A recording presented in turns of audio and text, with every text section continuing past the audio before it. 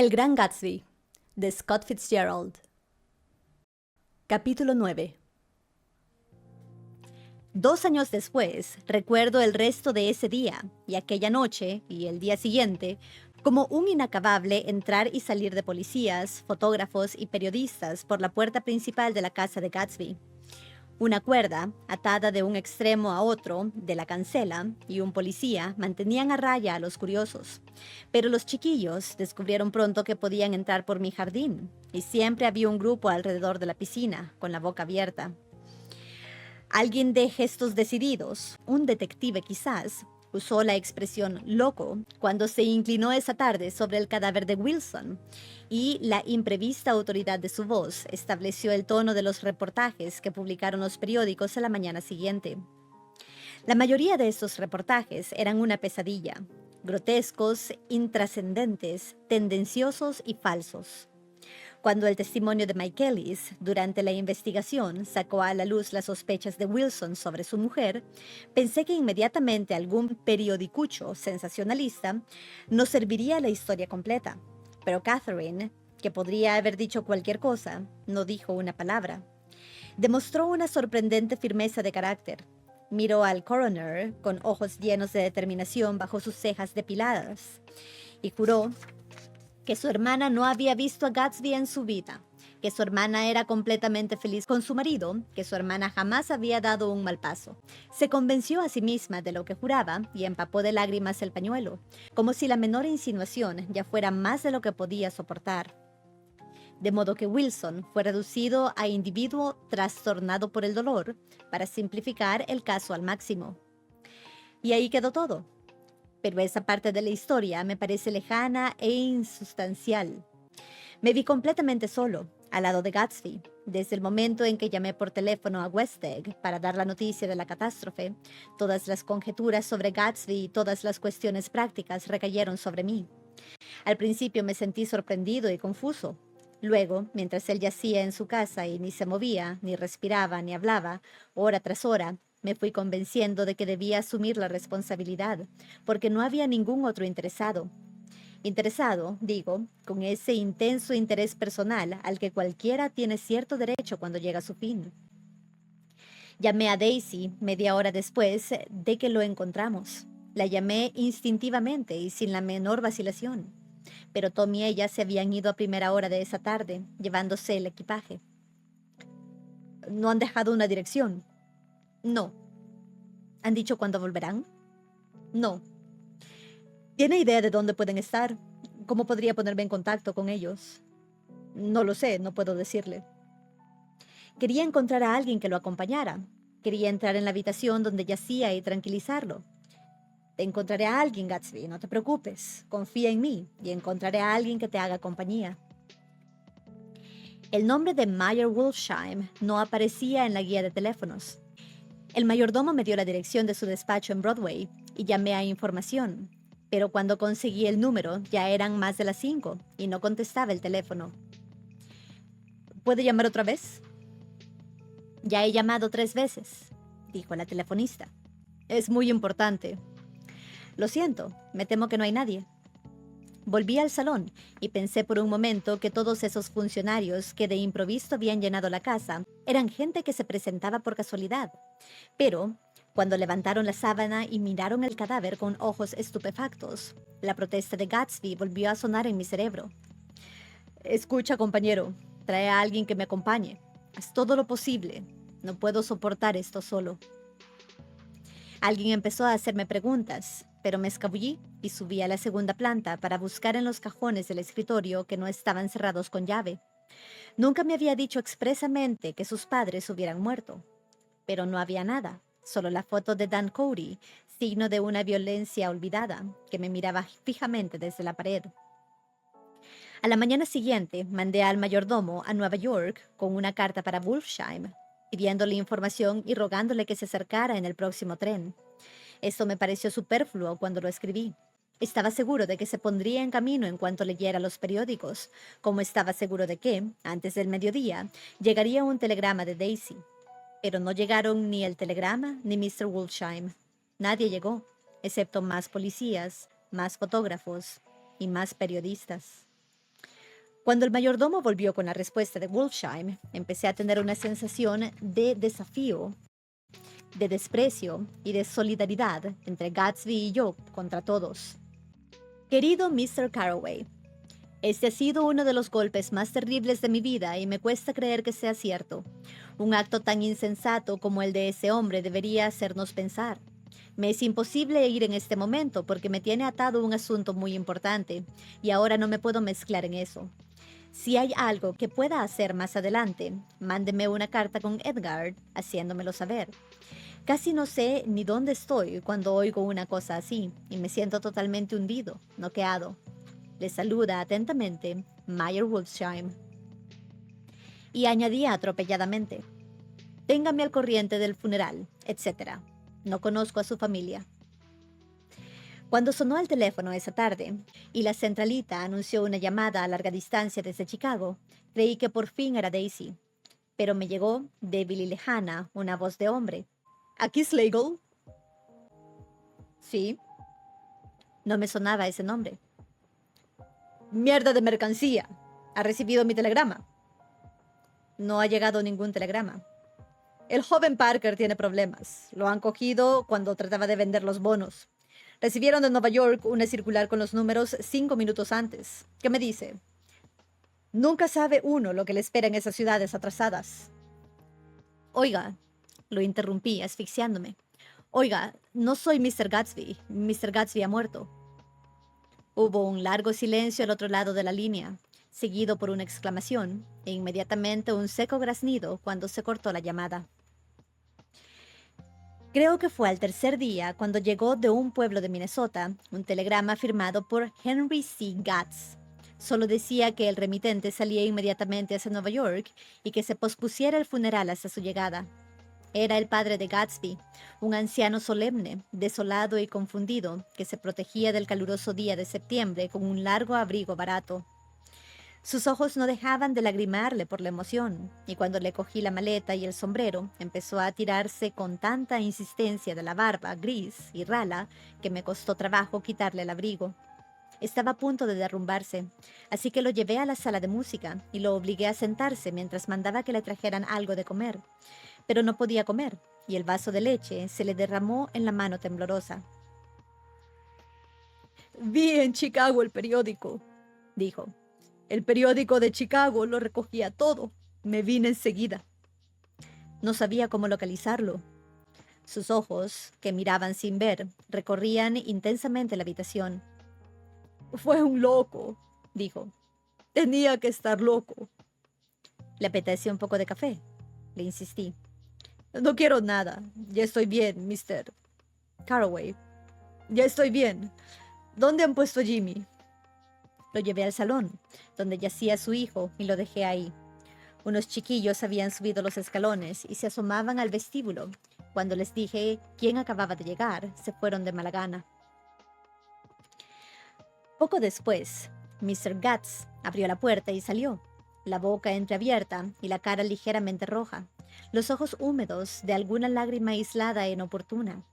Había llegado a una edad en la que la muerte había perdido su calidad de sorpresa terrible, y, cuando entonces miró a su alrededor y vio por primera vez la altura y el esplendor del vestíbulo y de las inmensas habitaciones que salían de él y daban a otras habitaciones, su dolor empezó a mezclarse con un orgullo reverente. Lo ayudé a subir a uno de los dormitorios de la segunda planta. Mientras se quitaba la chaqueta y el chaleco, le dije que cualquier disposición había sido aplazada hasta su llegada. No sabía lo que usted pensaba hacer, Mr. Gatsby. Me llamo Gatz. Mr. Gatz. Pensé que quizás quisiera llevarse a su hijo al oeste. Negó con la cabeza. A Jimmy siempre le gustó más el este. Alcanzó su posición en el este. ¿Era usted amigo de mi chico, Mr.? Éramos amigos íntimos. Tenía un gran futuro ante él, ¿sabe? Solo era un muchacho, pero tenía cerebro. Mucha fuerza aquí. Se tocó la cabeza muy serio, y yo asentí. Si hubiera vivido, habría llegado a ser un gran hombre. Un hombre como James J. Hill. Habría contribuido a levantar el país. Eso es verdad, dije, incómodo. Nota de traducción. James J. Hill, de 1838 a 1916. Originario de Canadá, se instaló en 1865 en St. Paul, la ciudad natal de Fitzgerald, donde se convirtió en un magnate del ferrocarril. Seguimos. Trató de quitar la colcha bordada de la cama, se tumbó muy derecho y se durmió instantáneamente. Esa noche llamó por teléfono una persona que no podía ocultar su pánico y que quiso saber quién era yo antes de decirme su nombre. «Habla con Mr. Carway», le dije. «Ah», sonó más tranquilo. «Soy Klipspringer».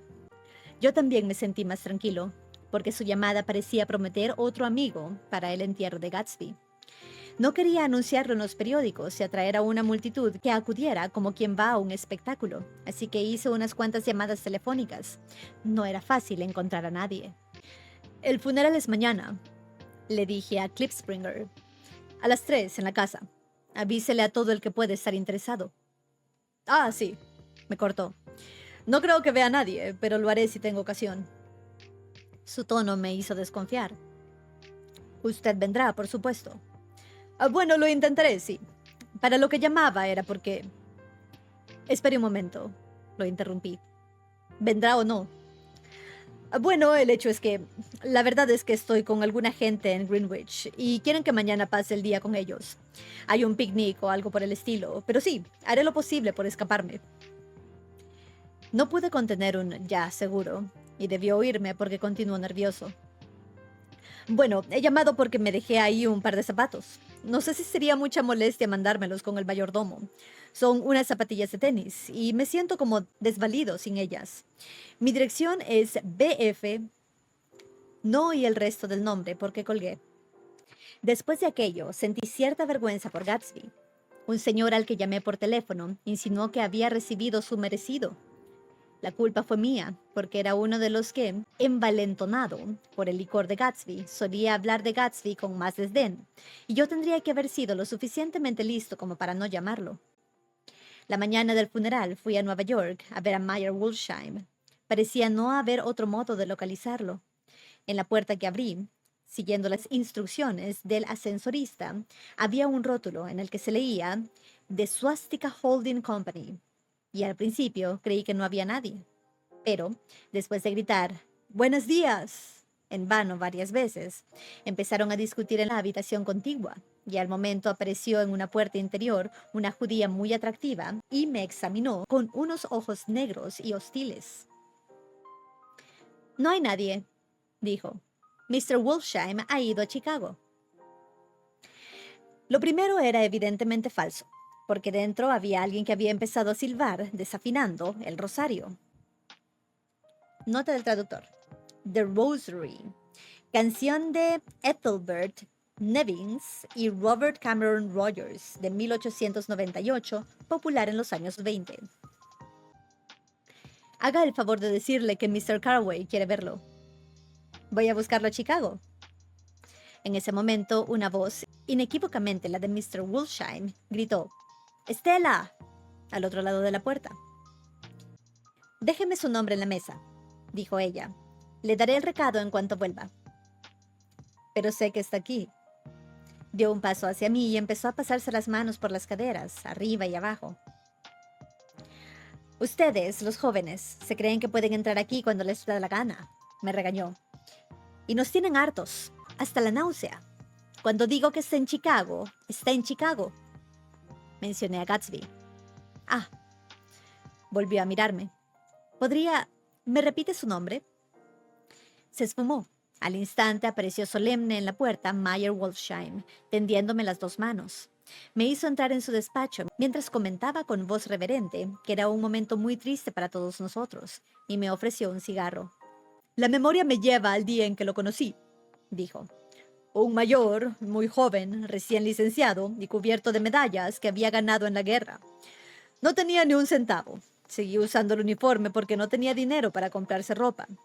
Lo vi por primera vez en los billares de Weinbrenner, en la calle 43, donde entró a pedir trabajo. No comía desde hacía 2 días. «Véngase a almorzar conmigo», le dije. «Devoró más de $4 de comida en media hora».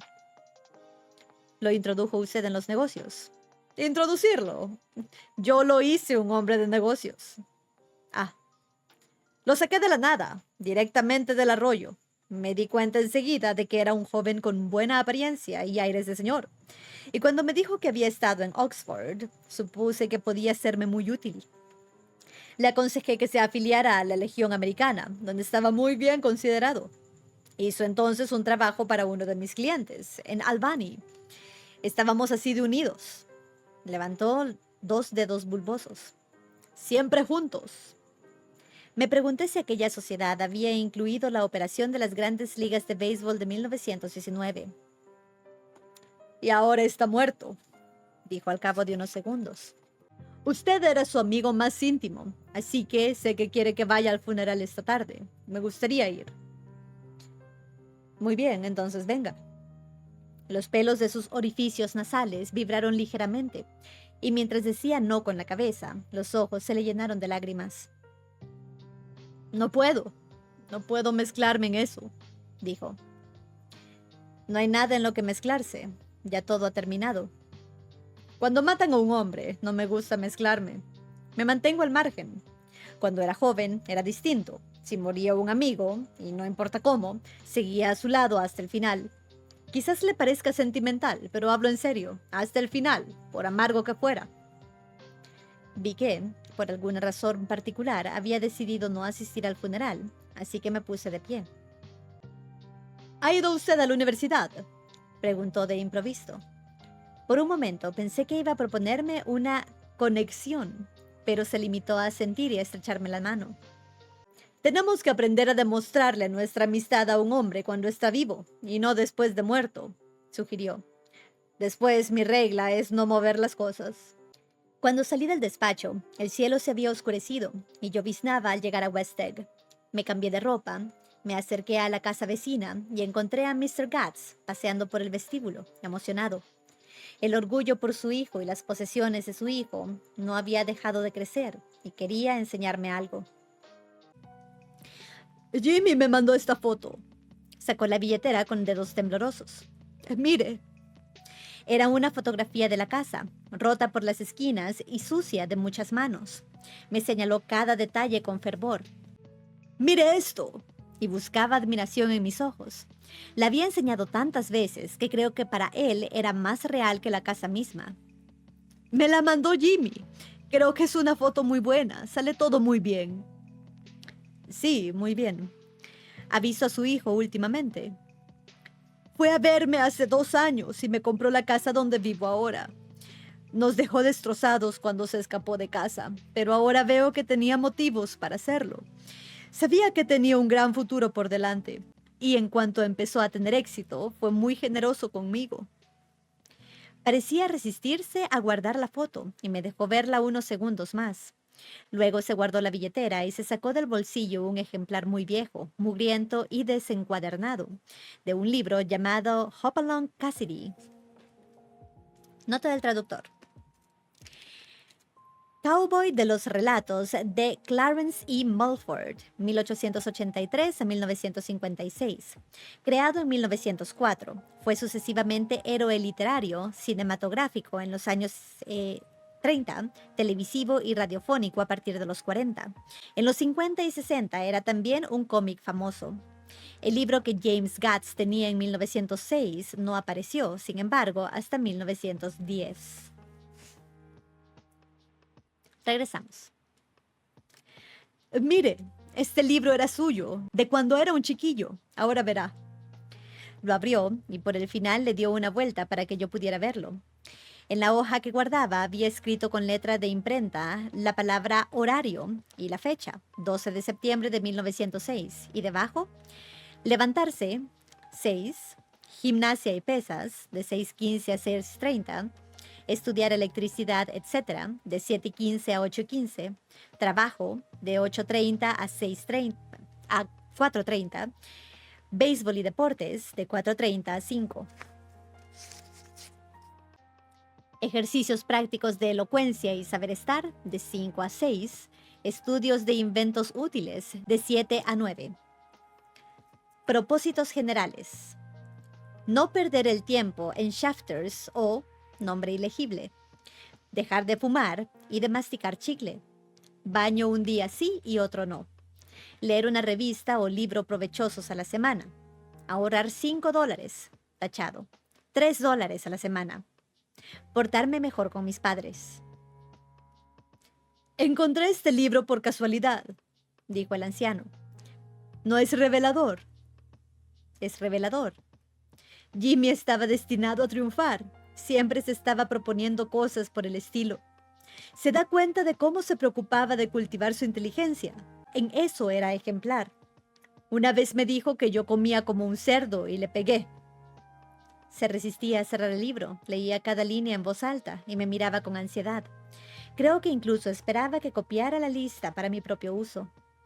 Poco antes de las 3, el ministro luterano llegó de Flushing y empecé a mirar involuntariamente por las ventanas para ver si aparecían más coches. El padre de Gatsby hacía lo mismo, y conforme pasaba el tiempo, cuando los criados esperaban ya en el vestíbulo, empezó a parpadear nerviosamente y a hablar de la lluvia con preocupación e incertidumbre. El ministro miró un par de veces su reloj, así que lo llevé aparte y le pedí que esperara media hora, pero fue inútil. No vino nadie. A eso de las 5, nuestra procesión de 3 coches llegó al cementerio y se detuvo a la entrada bajo una llovizna persistente. Primero, el coche fúnebre, horriblemente negro y mojado. Luego Mr. Gatz, el ministro y yo, en la limusina, y un poco después, en la furgoneta de Gatsby, 4 o 5 criados y el cartero de West Egg, todos empapados hasta los huesos. Cuando entrábamos en el cementerio, oí que un coche se paraba y el sonido de alguien que chapoteaba en el suelo mojado detrás de nosotros. Me volví a mirar. Era el hombre con gafas como ojos de búho a quien descubrí una noche, hacía 3 meses, maravillado ante los libros de la biblioteca de Gatsby. No lo había visto desde entonces. No sé cómo se enteró del entierro, ni siquiera sé su nombre. La lluvia corría por sus gafas, muy gruesas, y él se las quitó y las secó para ver cómo levantaban la lona que protegía la tumba de Gatsby. Intenté pensar en Gatsby un instante, pero ya estaba demasiado lejos, y lo único que pude recordar, sin resentimiento, fue que Daisy no había mandado ni un mensaje ni una sola flor. Apenas sí oí vagamente un murmullo. Bienaventurados los muertos sobre los que cae la lluvia. Y el hombre de los ojos de búho contestó con fuerza. Amén. Volvimos deprisa a los coches, bajo la lluvia. Ojos de búho habló conmigo en la puerta. No he podido ir a la casa. No ha podido ir nadie. No me diga, estalló. Dios mío, iban a cientos. Se quitó las gafas y volvió a limpiarlas, por dentro y por fuera. El pobre hijo de puta, dijo. Uno de mis recuerdos más vivos es la vuelta al oeste desde el colegio y luego desde la universidad en Navidades.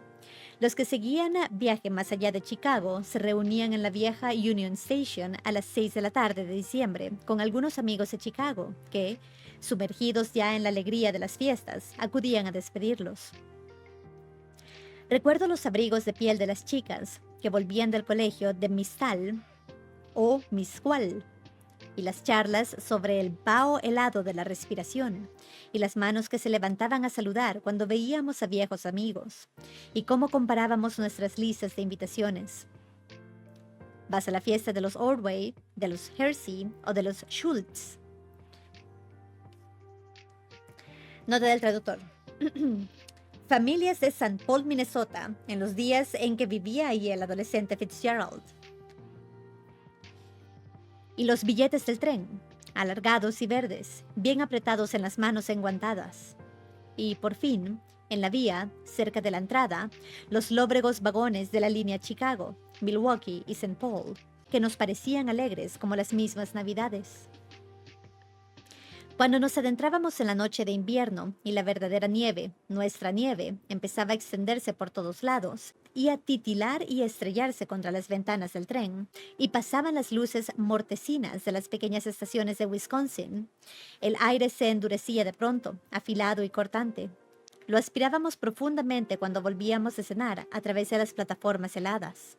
Inconcebiblemente conscientes, durante una hora extraordinaria de nuestra identificación con el país, antes de unirnos y confundirnos de nuevo con él.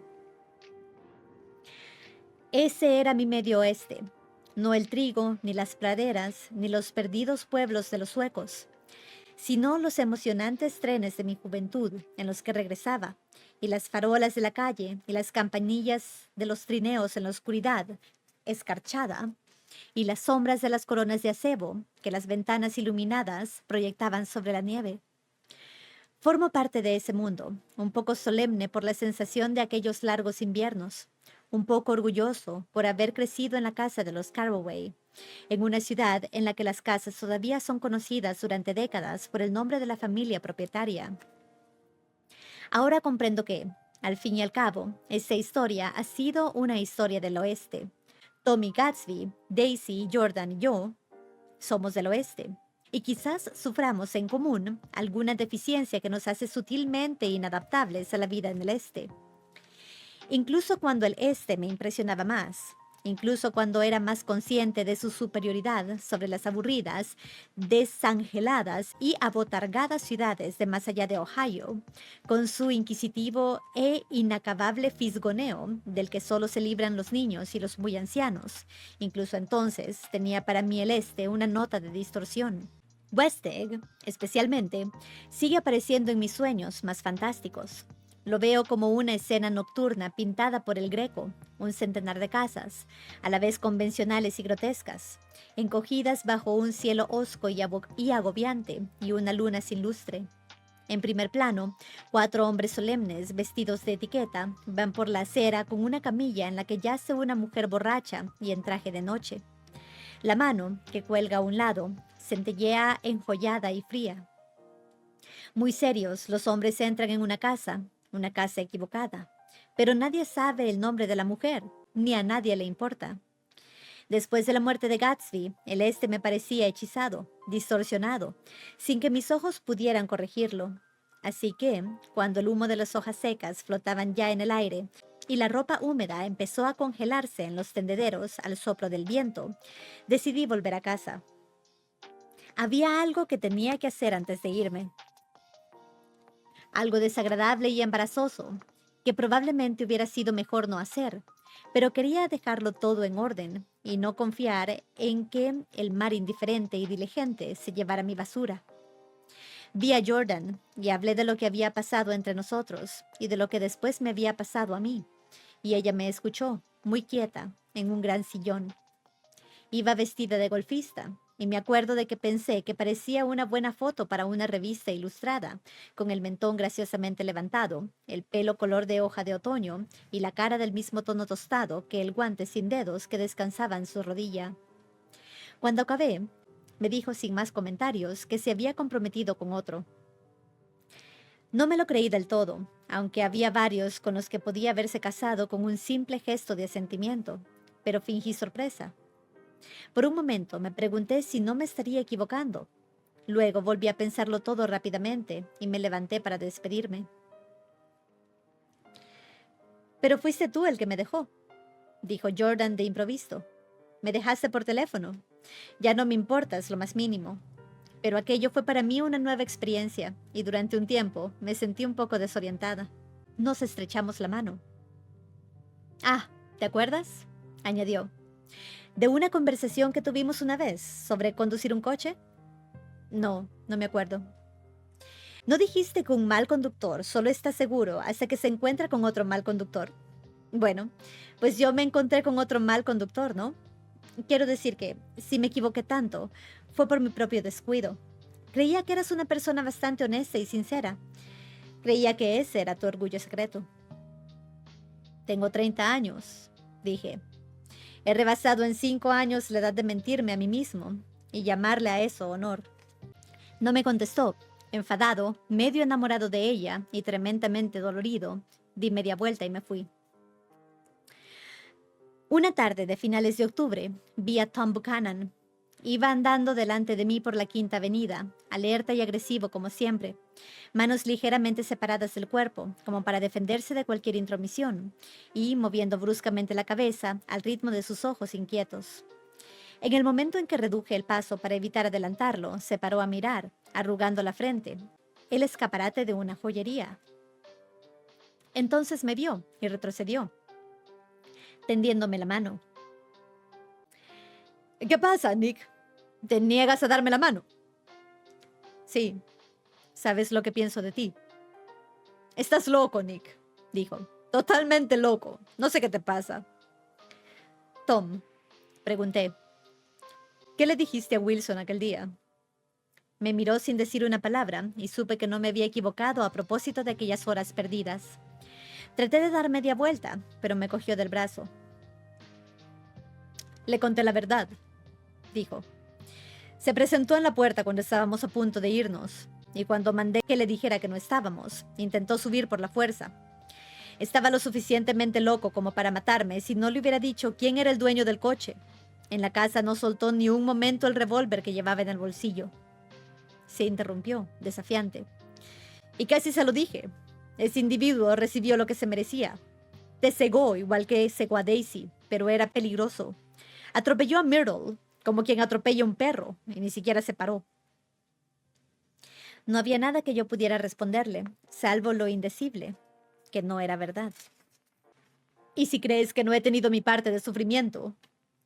Mira, cuando fui a dejar el apartamento y vi la maldita caja de galletas para perros en el aparador, me senté y lloré como un niño. Dios mío, fue terrible. No podía perdonarlo ni demostrarle simpatía, pero entendía que, para él, lo que había hecho estaba completamente justificado. Solo era consideración y confusión. Tom y Daisy eran personas desconsideradas.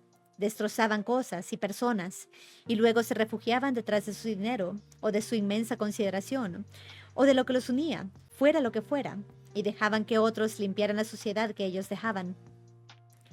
Le di la mano. Parecía absurdo no hacerlo, porque de repente fue como si estuviera hablando con un niño. Luego entró en la joyería a comprar un collar de perlas, o quizás unos gemelos, libre para siempre de mis remilgos provincianos. La casa de Gatsby seguía vacía cuando me fui. Su césped había crecido tanto como el mío. Uno de los taxistas del pueblo nunca pasaba entre la entrada sin detenerse un momento para señalarle a sus pasajeros la casa. Puede que fuera el que llevó a Daisy Gatsby a East Egg la noche del accidente, y quizás había inventado su propia historia sobre el caso. Yo no quería oírlo, y lo evitaba cuando me bajaba del tren. Pasaba en Nueva York las noches de los sábados, porque seguían tan vivas en mí aquellas fiestas deslumbrantes, que aún oía la música y las risas, desmayadas y sin fin, que llegaban de los jardines de la casa y los coches que subían y bajaban por el camino de entrada. Una noche oí un coche de verdad y vi cómo la luz de los faros iluminaba la escalinata, pero no investigué. Debía de ser algún invitado rezagado que había estado en el confín de la tierra y no sabía que había terminado la fiesta. La última noche, después de hacer el equipaje y de venderle el coche al dueño de la tienda de comestibles, me acerqué otra vez a ver aquel extraordinario e incoherente desastre de casa. En los peldaños blancos, una palabra obscena, garabateada por algún chico con un trozo de ladrillo, resaltaba con claridad a la luz de la luna, y la borré, frotando la piedra con el zapato. Luego bajé dando un paseo a la playa y me tumbé en la arena. La mayoría de las casas grandes de la playa estaban ya cerradas y apenas si se veía una luz que no fuera el resplandor móvil y nublado de algún transbordador que cruzaba el estrecho. Y, a medida que la luna cobraba altura, las casas, insustanciales, empezaron a desvanecerse, y poco a poco tomé conciencia de la vieja isla que, ahí mismo, había florecido ante los ojos de unos cuantos marinos holandeses, un pecho del nuevo mundo, verde y joven. Árboles desaparecidos. Los árboles que cederían su sitio a la casa de Gatsby provocaron una vez con sus susurros el último y más grande de los sueños humanos. Durante un instante encantado y efímero, el hombre tuvo que contener la respiración en presencia de este continente, obligado a una contemplación estética que no entendía ni deseaba, frente a frente, por última vez en la historia, con algo proporcional a su capacidad de asombro. Y ahí, pensando en el viejo mundo desconocido, me acordé del asombro de Gatsby cuando descubrió la luz verde al final del embarcadero de Daisy. Había hecho un largo camino hasta aquel césped azul, y su sueño debió de parecerle tan cercano que difícilmente podía escapársele. No sabía que ya lo había dejado atrás, en algún sitio, más allá de la ciudad, en la vasta tiniebla, donde los oscuros campos de la República se extienden en la noche. Gatsby creía en la luz verde, el futuro orgiástico que año tras año retrocede ante nosotros. Se nos escapa ahora, pero no importa. Mañana correremos más, alargaremos más los brazos, llegaremos más lejos. Y una buena mañana. Así seguimos, golpeándonos, Vargas contracorriente, devueltos sin cesar al pasado. The End.